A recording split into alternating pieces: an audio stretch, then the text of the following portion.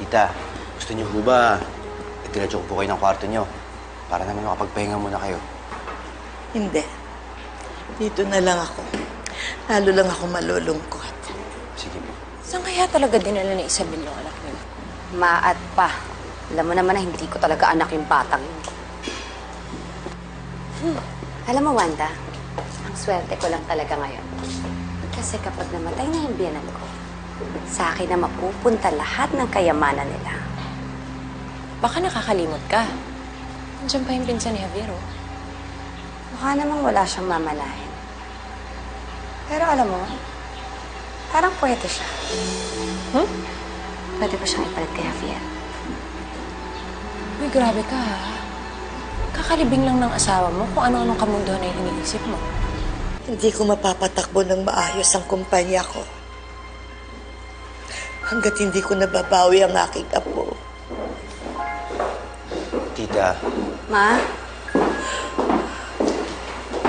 Ma, nandito pa naman kami. Tutulungan kita. Tutulungan ka po namin ni Jonas. Tita, tama ako si Scarlett. Nandito pa ho kami. Hindi ka namin papabayaan. Scarlett. Ang anak niyo ni Javier. Siya na lang ang naiwan sa akin ng anak ko. Gusto ko siyang makita.